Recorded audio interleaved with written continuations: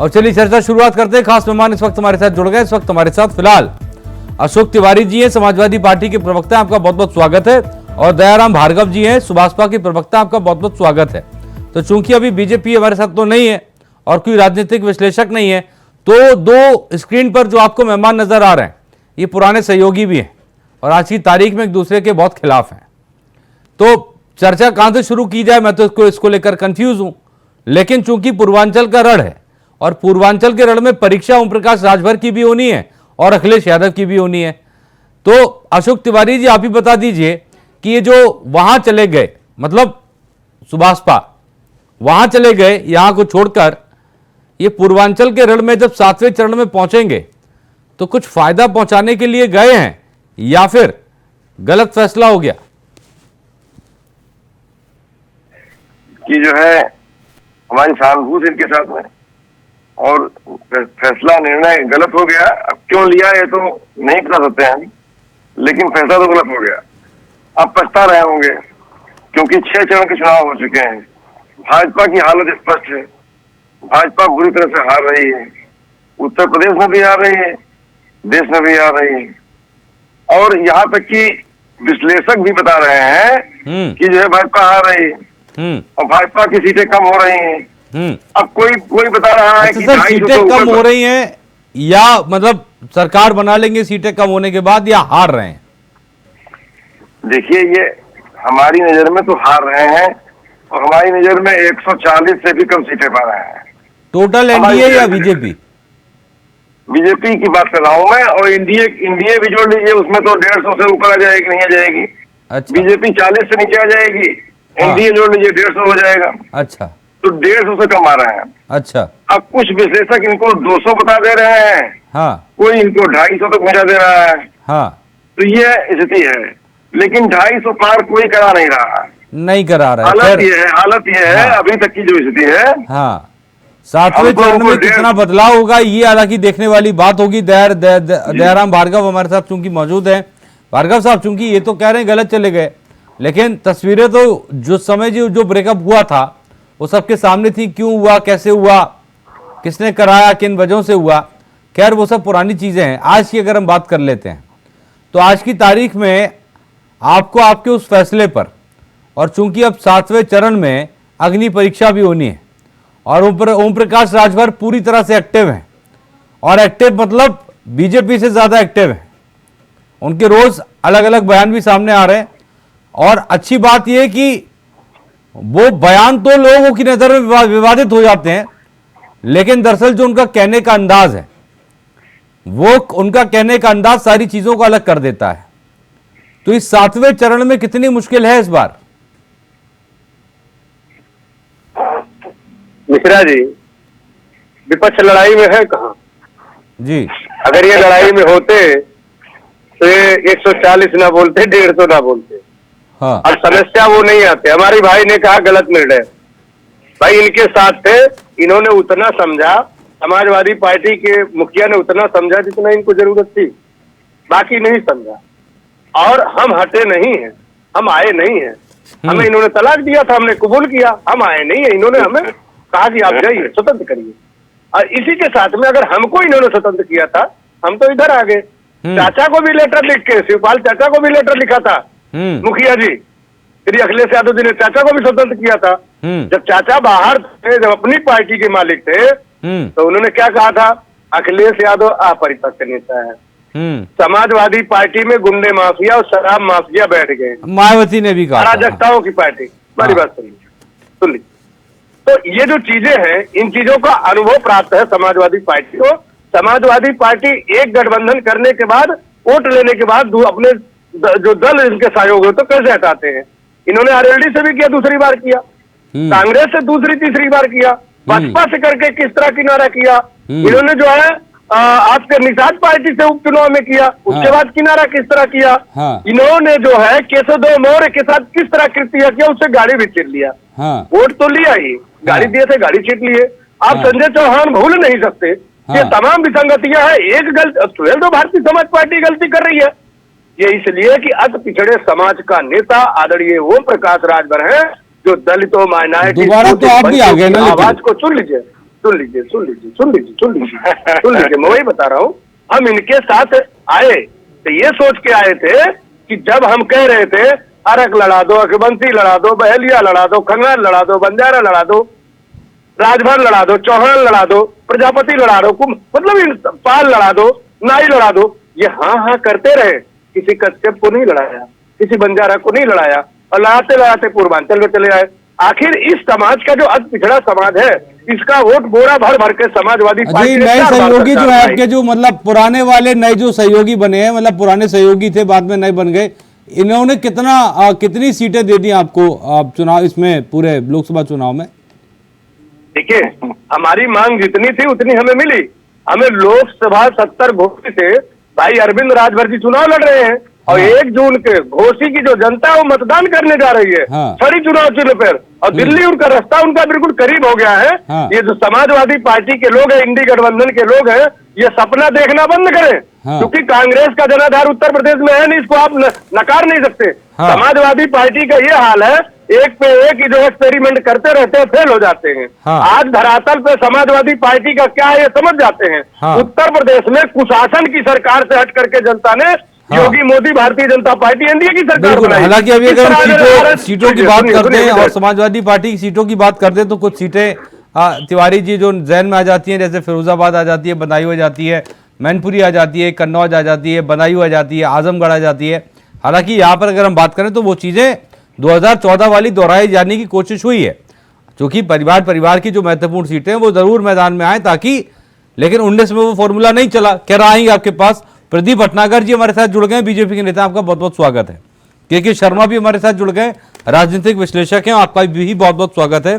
तो भटनागर साहब, ये कह रहे हैं कि दरअसल ये मतलब जो विपक्ष है वो ये कह रहे हैं कि पहले, दूसरे, तीसरे, चौथे, छठे चरण के बाद बीजेपी समझ गई है कि अब जो है वो 400 पार तो नहीं हो रहा है और सरकार भी नहीं बन रही है, इनका ये कहना है।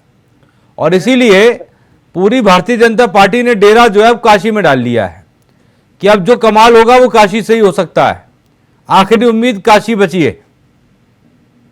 देखिए, काशी तो वो बिंदु है जिससे पूरी दुनिया टिकी हुई है, शिव के त्रिशूल पे, वो तो काशी है। काशी में अगर हमें भी जगह मिल जाए तो हम तो कृतार्थ हो जाएंगे।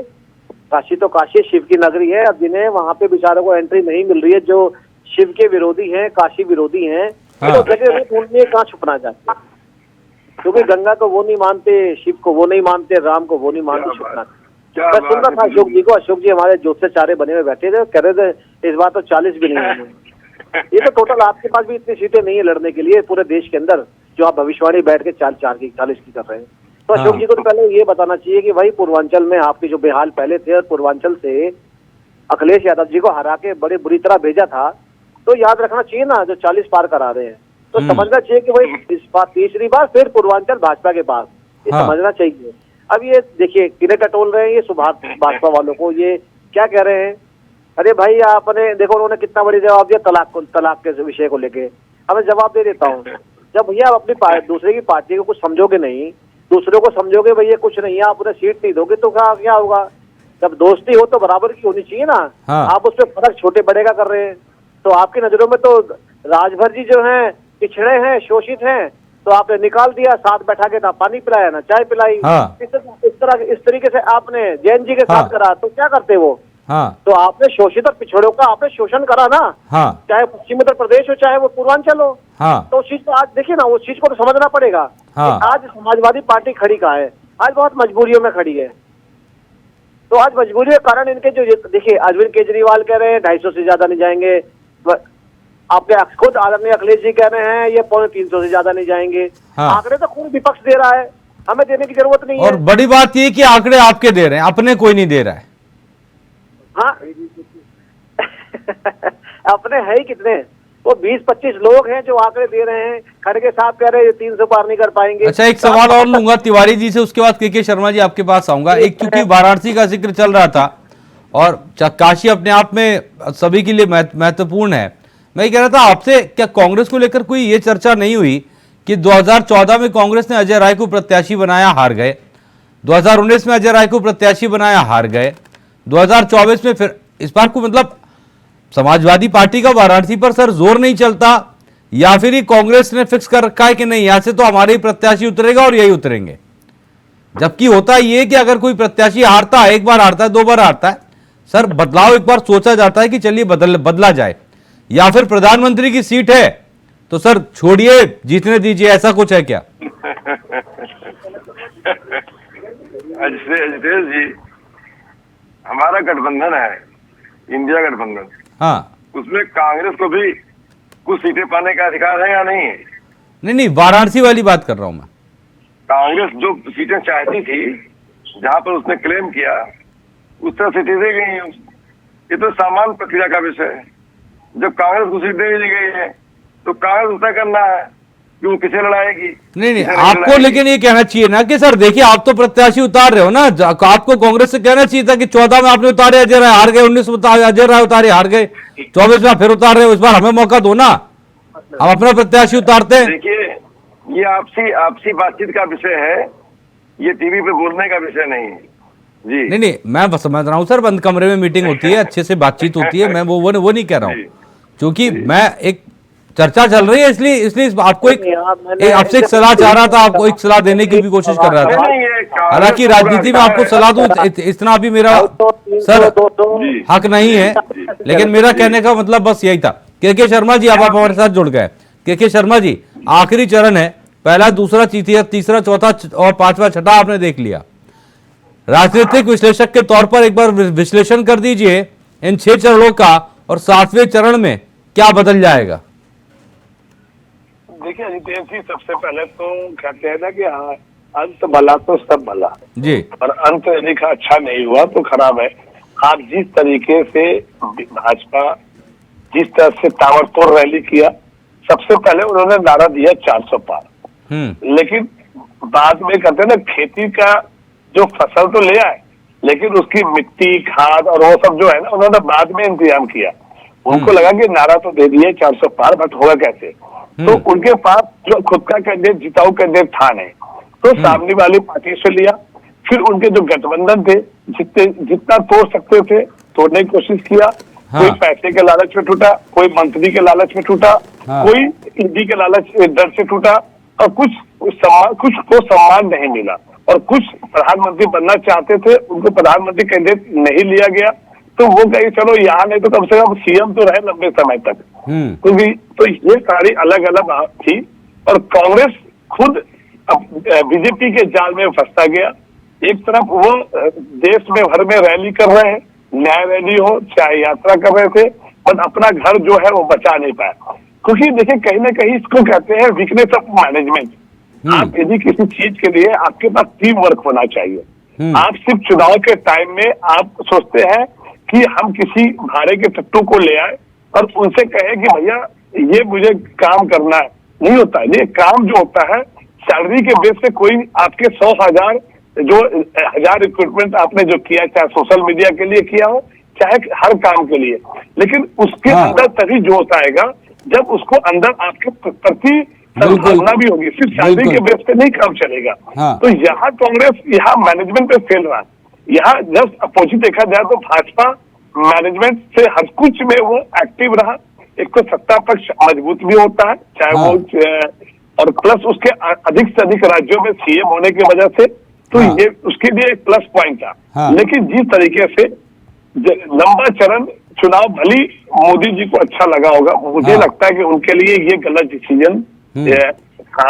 और लंबे समय में यदि ये चुनाव 2 से 3 चरणों में आता, तो मैं कहता हूँ 400 पार नहीं, 450 पार भी हो जाता। क्योंकि जिस तरीके से राम मंदिर का जो स्थापना हुई और प्राण प्रतिष्ठा हुआ, जो एक लहर देश में जो चल रही थी, ऐसा लग रहा था कि पुलवामा की जो कहर है, उससे भी बड़ा एक राम मंदिर का लहर है। लेकिन पुलवामा की कहर जो जिस तरह से आपने 19 में देखा, 14 में भ्रष्टाचार, पूरे देश की छोटी छोटी एनजीओ से लेकर जितनी संगठन थी, सभी ने यदि एक पैदान पे खड़े होकर विरोध किया कांग्रेस का, और खुद के कांग्रेस के भी कार्यकर्ता नाराज थे, और खुद के भी कांग्रेस के बहुत सारे नेता नाराज थे, तब भी वो जादुई आंकड़ा जो बहुत ज्यादा नहीं था। लेकिन आपने देखा कि 2019 में जिस तरह से देशभक्त के रूप में देश हित राष्ट्र सर्वोपरि, 22 जनवरी वाला फैक्टर काम करेगा सर, कर रहा है चुनाव में।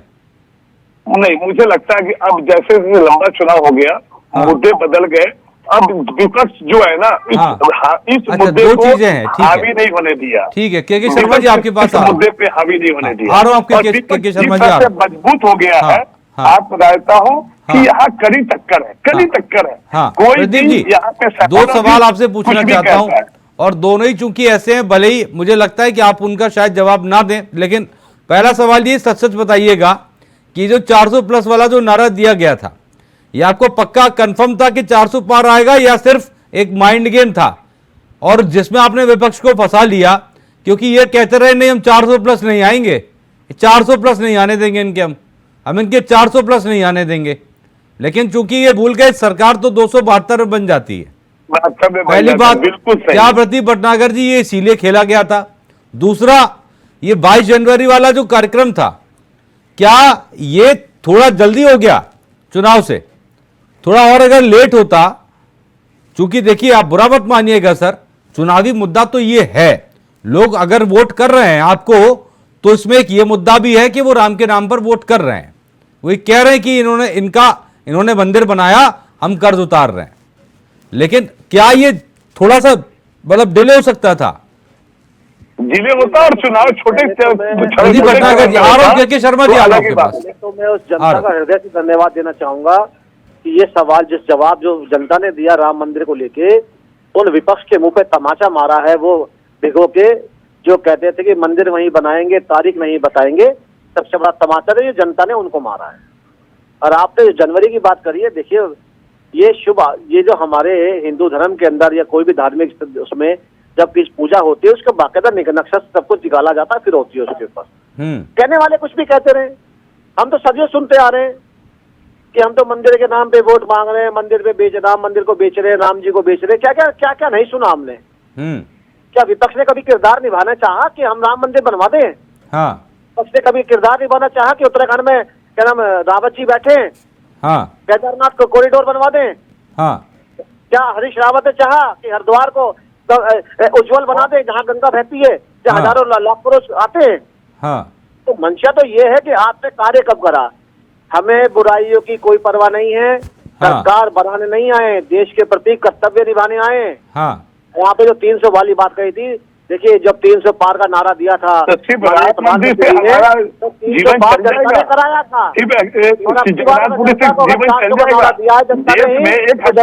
बना देंगे तो फिर जीवन चल जाएगा। अगर विपक्ष इतना हताश है, कोई 40 कह रहा है, कोई 250 कह रहा है, कोई 300 कह रहा है, समय कम है। अशोक तिवारी जी एक 20 सेकंड में एक फाइनल कमेंट कर दीजिए सर। आज जो है लोग ये नहीं बताते, अरे हमने चल ठीक है मंदिर। आ रहा हूँ प्रदीप भटनागर जी, आ रहा हूँ सर, समय की कमी है, 20 सेकंड में तिवारी जी एक फाइनल कमेंट। जी 6 चरण का मतदान हो चुका है, जिसमें तस्वीर काफी कुछ साफ हो गई है।